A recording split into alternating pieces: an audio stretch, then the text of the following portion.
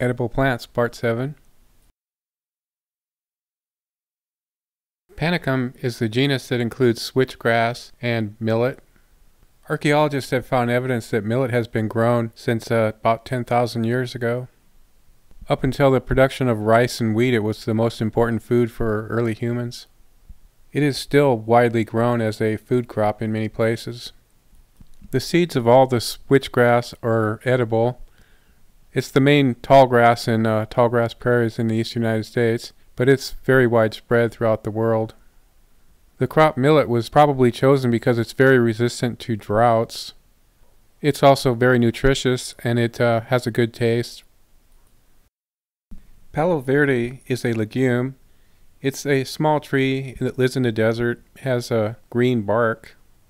The young pods of Palo Verde can be cooked as a vegetable, or the seeds can be ground into meal. The plants are very resistant to drought. They have become an invasive species in places like Australia.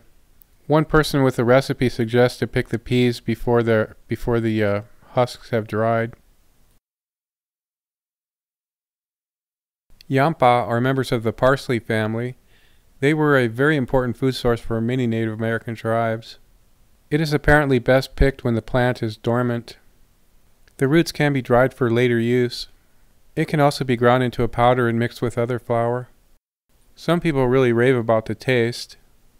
It is said to have a texture and flavor somewhat similar to water chestnuts. You do need to be careful because the plant does resemble hemlock. Young foliage of Coltfoot is edible. You should boil the plant first in water to remove some of the toxins though. Flowers are sometimes used as a flavoring agent. Stems are sometimes peeled like rhubarb. The young foliage can be used as a pot herb. It should be rinsed though because it does contain toxins. That should also make it taste better if you change the water.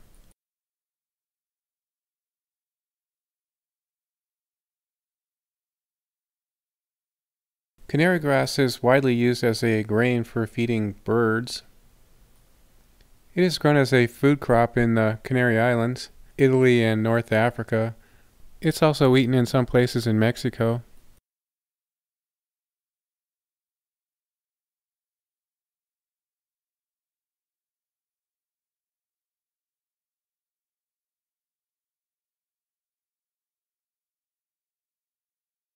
The young shoots of reed grass can be eaten raw. The roots probably should be cooked. The roots are very sweet. They contain up to 5% sugar. That is in addition to a lot of starch. You can also boil the roots and get sugar that way. The seeds can be ground into flour. The young plants are probably better eaten before the leaves come out. A sugary sap sometimes comes out of the stem and you can make that into candy. All pine seeds are edible. Not all of them are large enough to be worthwhile. Not all coniferous plants are edible though.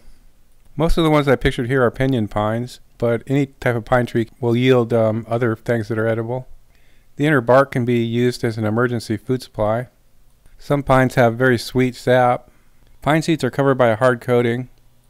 It needs to be cracked open to remove the seed. Plantain is a very common weed found in many lawns. It makes a very good green for pot herbs. The seeds and roots are also edible. The coating on the seeds has a mucilaginous covering. It's used to make metamucil. It's very high in soluble fiber. Older leaves tend to get very tough. They have strong fibers in them that can be used to make twine. Knotweed or smartweed is a very widespread and diverse group of plants. It's hard to show what they actually look like. They have a common feature. They have a little sleeve-like thing, reason they call them knotweeds. I included an illustration that shows it pretty well what they look like. They don't all look quite that dramatic though. They vary greatly in edibility. Some of them are quite bitter. Some of them are very good though. Pretty much the entire plant is edible. Some of these are aquatic also. Japanese knotweed is very invasive, but it's good eating when you can find it. The catkins, or reproductive structures on both cottonwoods and aspens, are edible. The inner bark is also edible.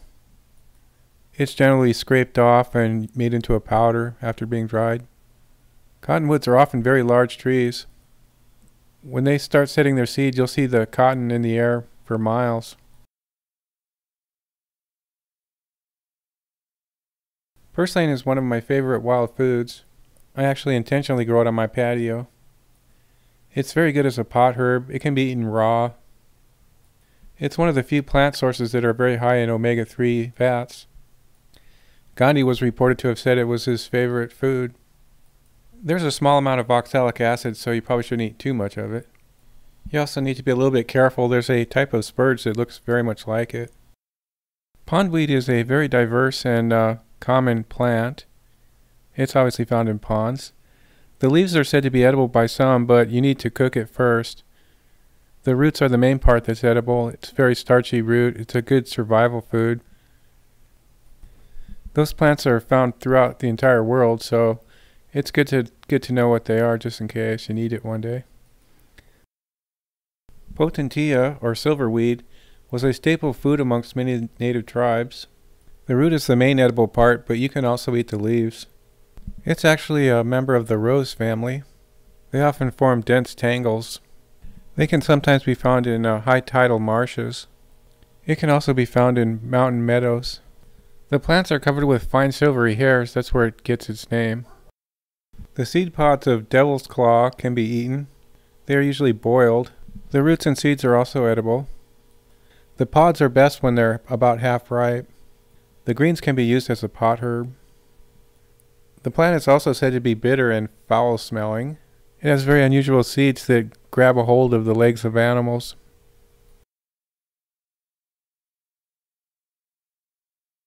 Mesquite are legumes with edible pods. The seeds are also edible. The inner part of the pod can be very sweet in some of them. It ranges from bitter to sweet. Not all of the pod is edible. There's a pulpy or pithy layer inside the outer covering that can be scraped out. You might need a rock to crack the seed pods. They're very hard. The taste apparently varies considerably from tree to tree. Selfheal has edible leaves. They can also be used for making tea. The leaves can be eaten either raw or cooked. They taste somewhat bitter because they have tannin in them. Probably wise to leach them at least once or boil them with a change of water. It has a long history of medicinal use. Its other name is heal-all. It has a wide range of Hollyleaf cherry is a wild cherry found in Southern California. It's sometimes grown as an ornamental. It's reported to have a very pleasant taste. Some people really like it. It only has a very thin flesh though. The seed can also be eaten, but it has hydrogen cyanide in it, so it needs to be leached. Hydrogen cyanide is very bitter, so you leach it until the bitterness is gone. The leaves really do look quite a lot like holly. Sierra plums are a small edible plum of the Pacific Northwest. It's usually found at low elevation near the coast. It can sometimes be found in the lower foothills though. It often forms a thicket of shrubs, but it can sometimes be a large tree.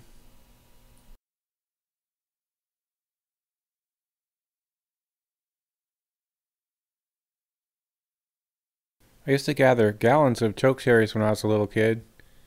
They taste very astringent when they're raw, but they're quite good when they're cooked. We used to make a lot of jelly out of them, and also cherry pies. A lot of that was probably just gathering them yourself, but they seemed like they were some of the best cherry pies I ever ate. You need to be careful because the pits have cyanide, and also the wilted leaves are very high in cyanide. Acorns are probably the staple food for the Native Americans that live here in Southern California. Out in the desert you can find pits in the rocks where they grind the acorns. You can't eat them raw because they have tannins in them and it'll make you sick. It's also very bitter. What they would do is they would grind them up and then they would soak them in water for several days. That would make them very edible and taste much better. That's it for part 7.